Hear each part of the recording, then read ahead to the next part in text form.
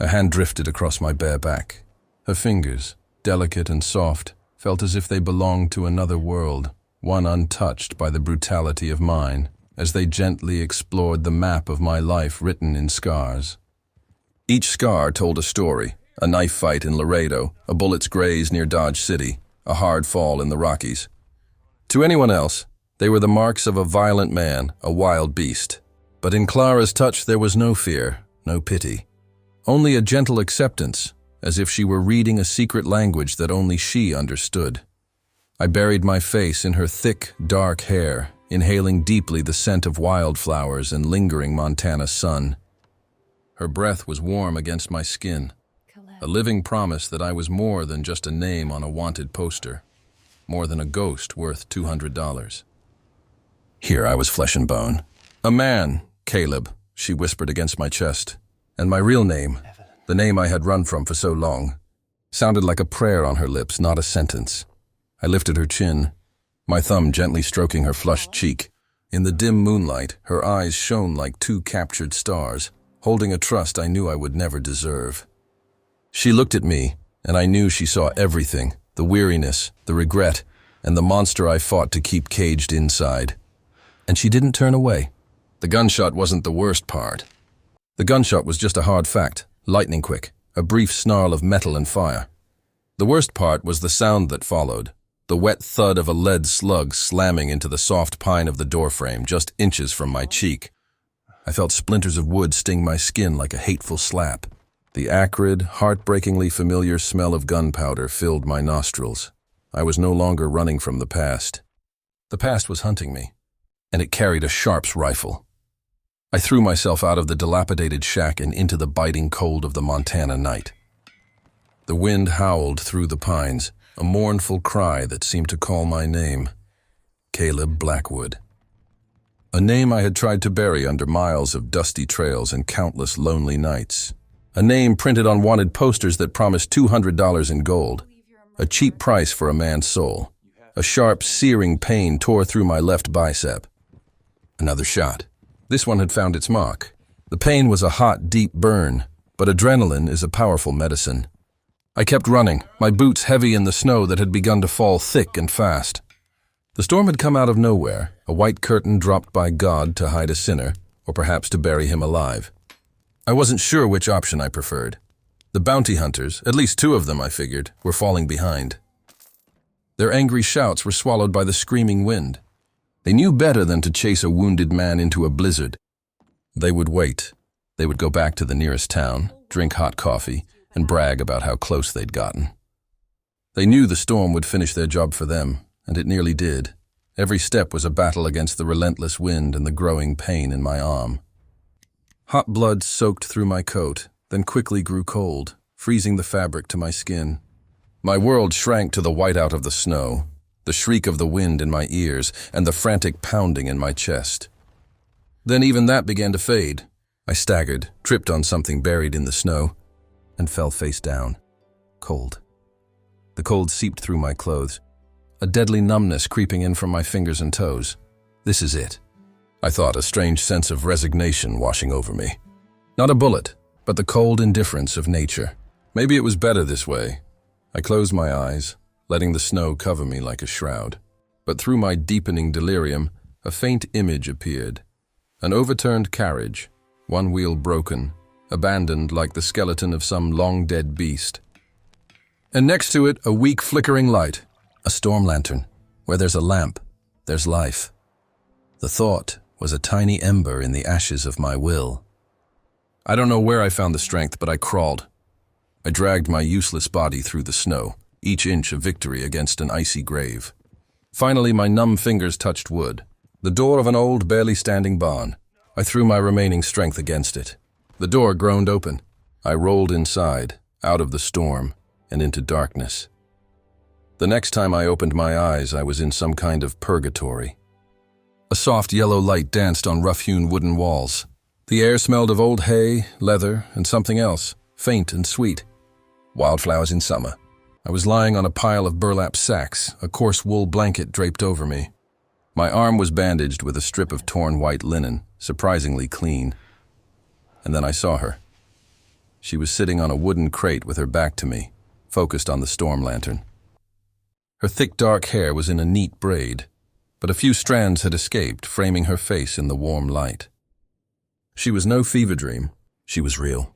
I could hear the soft sound of her breathing, steady as the tide. I tried to move, and a groan escaped my lips. She spun around, her eyes wide with surprise. They were the deep blue of a cloudless Montana sky, and they were filled with concern. "You're awake," she whispered, her voice as soft as a falling feather. She stood and came closer, moving with a quiet grace. "Don't try to move. You're hurt and you've lost a lot of blood. Who are you?" My voice was a raw, weak rasp. "I'm Clara Thorne. My carriage broke down. I was taking shelter from the storm when I found you out there." She hesitated. "I thought you were dead, Thorne." The name was familiar, but my muddled brain couldn't place it. I looked at her, trying to focus. Her face was fine-boned but strong, high cheekbones, a determined chin, and full lips that seemed caught between a smile and a frown. She wasn't an angel, but in that moment, she might as well have been. "Thank you," I said. "You saved my life." I did what anyone would have done. She knelt beside me, placing the cool back of her hand on my forehead. "You still have a fever." She met my eyes, and I felt as if she were looking straight into my soul, peeling back the layers I'd built up over the years. "What's your name?" "Caleb Blackwood." The name echoed in my head like a death sentence. I couldn't tell her. This woman had saved me. I wouldn't repay her by dragging her into the deadly mess of my life. "Ben," I lied. "My name is Ben." She nodded, accepting the lie without question. "All right, Ben, you should rest. For the next 2 days, that barn was our entire world." Outside, the storm raged like a caged beast. Inside, a strange quiet settled. Clara cared for me with a silent diligence. She cleaned and redressed my wound, made broth from the meager supplies in her carriage, and read to me from a small, leather-bound book she carried. We talked, but not about anything that mattered. We talked about books, about the cold of winter, about the taste of hot coffee on a crisp morning. I discovered she was intelligent, witty, and had a deep well of compassion that both warmed and shamed me. I told her fabricated stories about working on cattle ranches, half-truths designed to hide the man I really was. Every kind word from her, every light touch of her hand as she gave me a cup of water, felt like a knife twisting in my conscience. I found myself watching her. The way the light danced in her hair, the way she bit her bottom lip when she was concentrating, the way her eyes lit up when she spoke of the mountains she loved.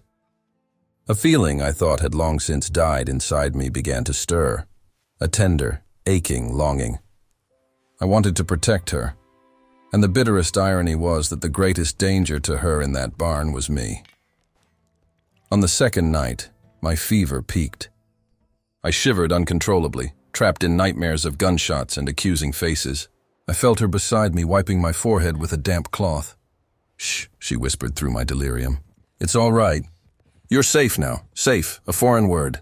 But in that moment, wrapped in her care and the faint scent of lavender from her handkerchief, I believed it. When the dawn of the third day broke, the storm had passed. A great silence lay over the snow-covered land. I knew I had to go. It was too dangerous to stay. Every minute I remained with her, I pulled her deeper into my darkness. I rose, my body aching but my will restored. She was still asleep, curled under her blanket, her face peaceful in the pale morning light. I had a powerful urge to touch her cheek, to tell her something true. But I didn't. Instead, I took my own blanket and gently draped it over her. I left a few dollars from my worn pouch on the crate beside her, a small, meaningless payment on an impossible debt. Then I slipped out, leaving her with my gratitude and a mystery. Weeks later, I came to Redemption Gulch. It was a town tucked in a valley. Small enough for everyone to know each other, but busy enough for a stranger to blend in without too much notice. The name was a bitter irony, Redemption. I wasn't looking for redemption, just a place to disappear. The old smithy was vacant. I spoke to the mayor, a portly man named Abernathy, and took the job. The name Ben was mine now. The work was hard and honest. The heat of the forge, the ring of the hammer on steel, the focus it took to shape metal, it was all a kind of release. It kept my mind from wandering to the past and my hands busy. My strength and silence seemed to earn me a grudging respect from the townsfolk. They left me alone. I built a simple routine: work, eat a solitary dinner at the diner, and return to my small room above the forge. I was beginning to feel a false sense of peace, an illusion of a normal life, until the day I saw her. She was walking out of the general store, a basket on her arm. She wore a simple blue dress that brought out the color of her eyes. Her hair was pinned up, revealing the elegant line of her neck. Time seemed to slow. My hammer faltered mid-swing. My entire world, the small, orderly world I had constructed, came to a halt. It was her, Clara. And then I saw the man with her, his hand placed possessively on her elbow. A tall, dignified man with salt and pepper hair and sharp eyes that missed nothing. I'd seen him before talking to the mayor. He commanded respect from everyone. Judge Thaddeus Thorne, the town's founder, its moral pillar, the most powerful man in Redemption Gulch, her father. A cold dread snaked its way down my spine, colder than any Montana blizzard. I'd chosen the lion's den itself to hide in.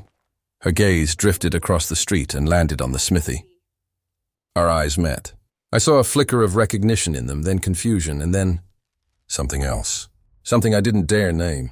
Her lips parted slightly, as if to speak, but her father led her away. I went back to my work, but the strength had gone out of my arms. Every hammer blow echoed a single name: Clara. I knew I should have left right then, but I didn't. For the first time in years, I didn't want to run. A selfish part of me wanted to stay, just to be able to see her, even from a distance. It was a fool's mistake. A few days later, she came. The sun had set, and I was cleaning up the forge.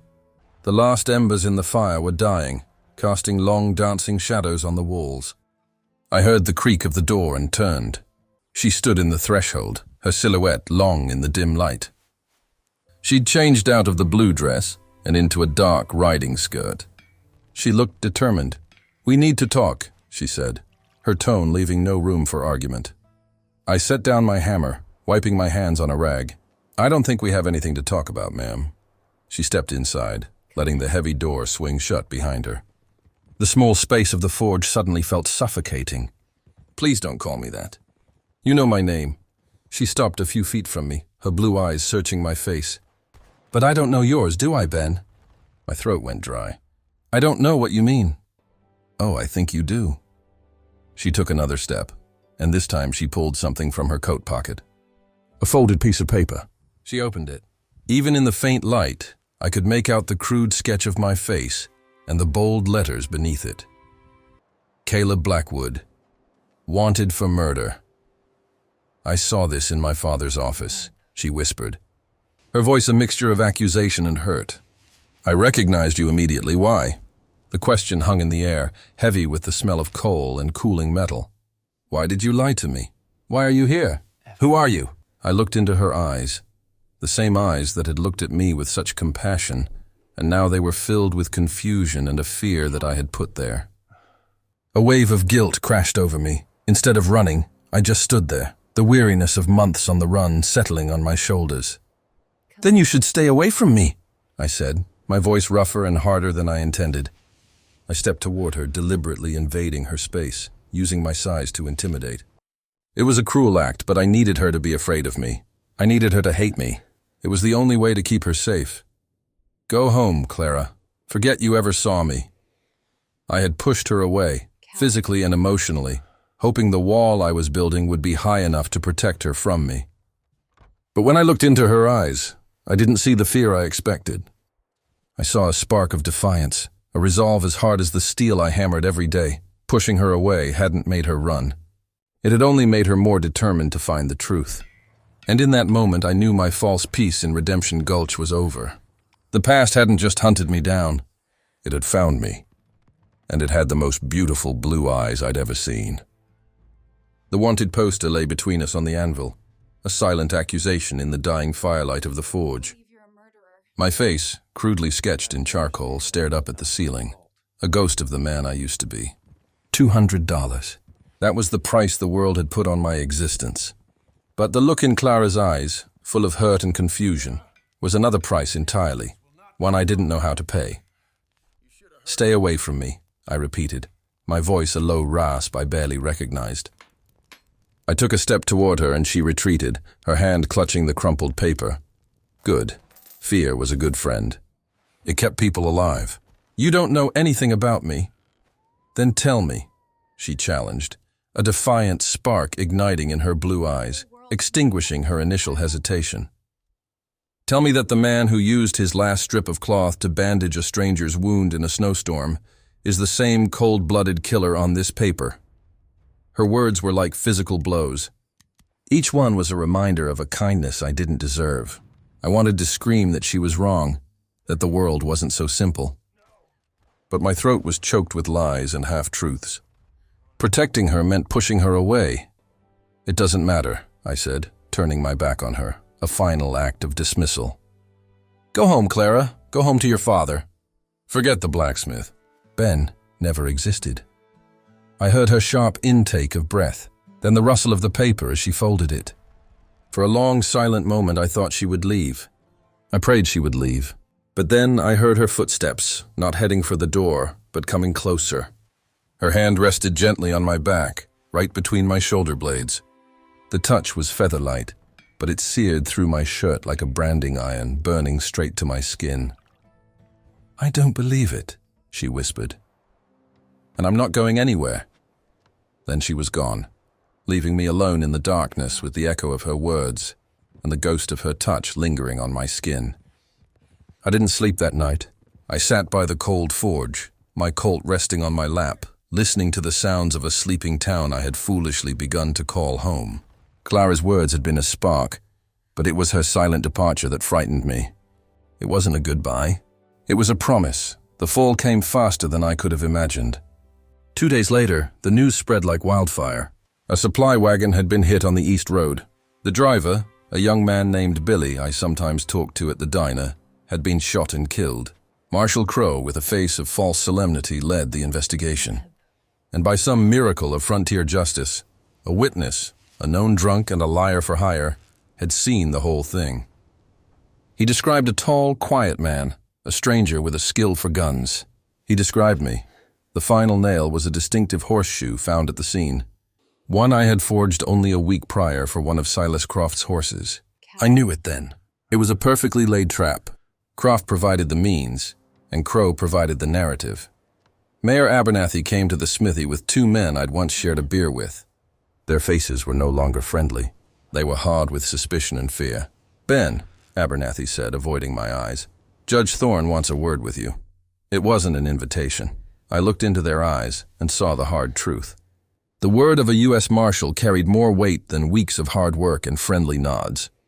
In their eyes, I was no longer Ben, the quiet blacksmith. I was Caleb Blackwood, the wanted man again. The town had turned its back on me. I knew I couldn't go with them. Judge Thorne's office would only be a stop on the way to the gallows. I kicked over a barrel full of horseshoes, creating a deafening clatter and a moment of chaos. In their instant of surprise, I bolted out the back door, disappearing into the alleys of Redemption Gulch, a fugitive once more.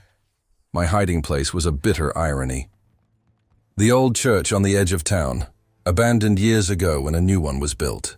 The roof leaked and birds nested in the rafters, but the thick stone walls offered temporary shelter. I sat in a dust-covered pew, looking out a broken stained-glass window at the town that had condemned me. Loneliness was a familiar old coat, but this time it felt heavier. Because this time I had known warmth. That night, she came. I heard the soft footfalls on the rotten floorboards before I saw her. A shadow moving in the darkness, and my heart leaped into my throat. I drew my Colt, my finger on the trigger. "Ben?" Clara's voice echoed in the stillness, a desperate whisper. I lowered the gun, a wave of relief and anger washing over me. "I told you to stay away from me." She came closer, carrying a small basket. Moonlight streamed through a hole in the roof, illuminating her face. She looked pale and tired, but her eyes were burning. "And I told you I wasn't going anywhere." She set the basket down. "I brought food and some medicine for your cuts." She was talking about the scrapes from the henchman's ambush. They were nearly healed, but her care reopened a different, much deeper wound. "You shouldn't be here," I said, my voice raw. Your father issued a warrant for my arrest. My father does what he believes is right, based on the evidence he has. She knelt in front of me, taking out a clean cloth and a canteen. But evidence can be faked. She looked directly into my eyes, and in that moment I felt all my defenses crumble. The whole world can be against you, she said, her voice filled with conviction. But I won't be. She gently dabbed at a dried cut on my forehead from my escape. Her touch was tender, a stark contradiction to the chaos of my life. My breath hitched. For years I had let no one get this close. Intimacy was a weakness, a weapon others could use against you. But with Clara it felt like sanctuary. A tiny flickering spark of hope ignited in my chest. Our love, unnamed and dangerous, was being forged in the secrecy and defiance of a forgotten church. I knew I couldn't run forever. Running only delayed the inevitable. Crow and Croft wouldn't stop. They had a taste of blood, and they wanted more. The only way to be free, to have a chance at the life that Clara's hope had just sparked, was to fight, to expose them. The next day, before dawn, I slipped out of the church. I went to the outlying homesteads, to the families I'd helped when the road was blocked. I went to an old man named Hemlock, a man with a face as hard as the land he farmed. He owed me a life. They say you killed Billy, he said. No accusation in his voice, just a simple statement of fact. They're lying, I answered. Croft and that marshal are making a play for your land. The wagon robbery was just a show to get me out of the way. Hemlock studied me for a long moment, his eyes narrowed. Then he nodded. Lived here long enough to know the smell of a snake. What do you need? I didn't need an army. I just needed eyes and ears. I needed to know what Croft was doing, where he was going, and most importantly, where he was weak. Hemlock and a few others agreed. They were men and women who believed in their own brand of justice, not the kind bought and sold in fancy offices. But Crow and Croft were a step ahead. They knew a cornered animal was the most dangerous, and they knew exactly where my weakness lay. The news came from Hemlock's boy, a wiry kid with frightened eyes. He found me in a pine grove where I was laying low. He handed me a slip of paper. The crude, ugly scrawl of Silas Croft. It was only a few words, but they hit me harder than any bullet. I have the judge's girl. Her life for your surrender. My ranch at sundown. Come alone. The air was sucked from my lungs. Clara, they had her. A cold, paralyzing fear seized me, followed by a rage so hot I could feel the blood boil in my veins. This was no longer about clearing my name. This was no longer about justice.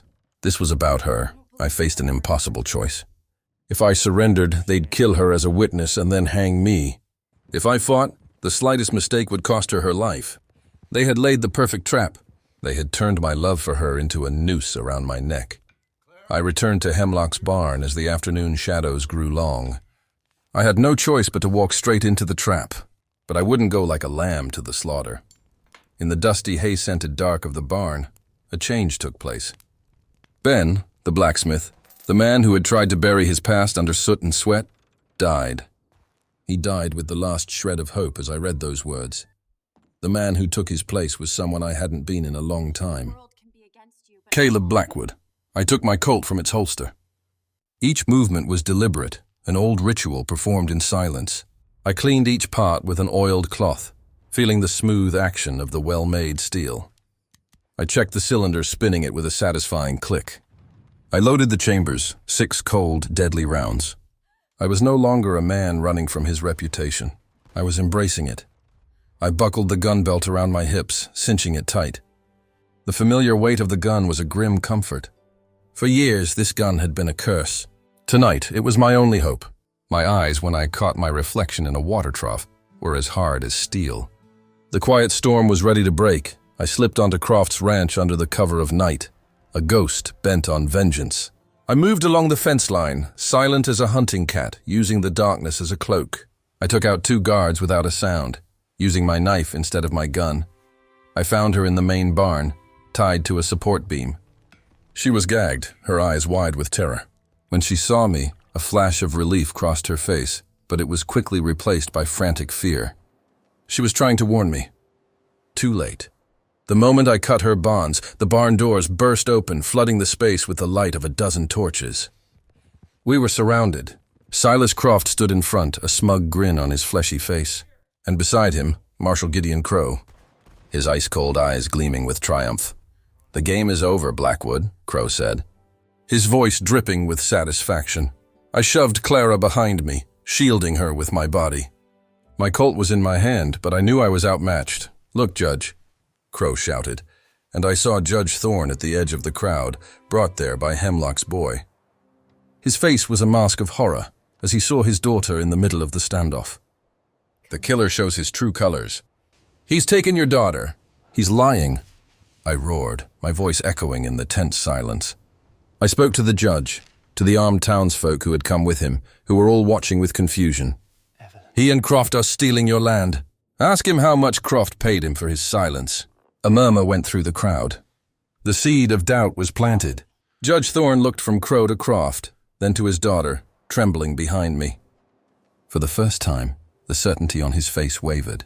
It was that moment of hesitation that made Croft panic. He was a bully, not a fighter. He saw his world crumbling. In a desperate act, he drew his pistol. But he didn't aim at me. He aimed at Judge Thorne, to silence the source of all authority. Time seemed to stop. I saw the muzzle flash from Croft's gun. I saw Clara's terrified face. I saw the disbelief on Judge Thorne's. I didn't think. I acted. With a roar, I launched myself forward, shoving Judge Thorne out of the line of fire. A hot, tearing impact slammed into my shoulder. The pain was so intense I nearly blacked out. But I stayed on my feet. Judge Thorne was on the ground, unharmed but horrified. He stared at me, the man he had condemned who had just taken a bullet meant for him. In that instant, I saw every prejudice in his eyes shatter. He didn't see an outlaw. He saw a man of honor. My action was the match to the powder keg. The homesteaders, now seeing Croft's true colors, opened fire. Judge Thorne, in a move that stunned me, drew his own pistol and stood beside me. The gunfight erupted, a whirlwind of gunsmoke, screams, and flying shells. I, despite the agony, fought like a lion, my Colt roaring again and again. I covered the judge and he covered me. Finally, when the smoke cleared, two men were left facing each other in the chaos, Judge Thorne and Marshal Crow. It was a tense showdown. The old law against the new, and with a single shot of justice, Judge Thorne ended the Marshal's reign of terror. Croft and his remaining men were captured.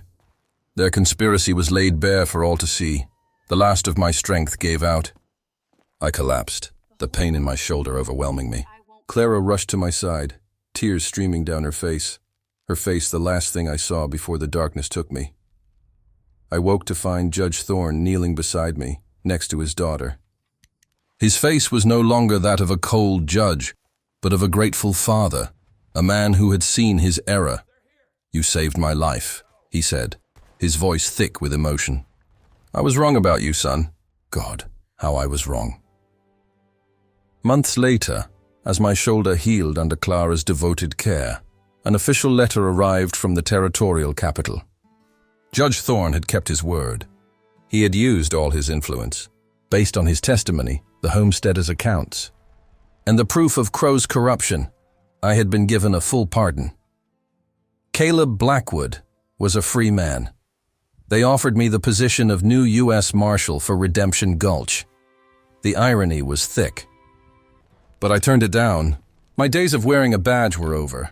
I'd found my peace not in enforcing the law, but in the heat of the forge, in making something useful with my own two hands. That evening, Clara and I stood on the hill overlooking the town. The sunset painted the sky in shades of gold and crimson, promising a new day. A badge doesn't make a man, just as the past doesn't define him. I had learned that the hard way. I wrapped my arm around her waist, pulling her close. She rested her head on my shoulder, the one that was healed but still scarred, a permanent reminder of the price of redemption. Together we watched the sunset, a symbol of the future we had fought for. A future built not on rigid laws, but on compassion, forgiveness, and a love strong enough to heal the deepest of scars.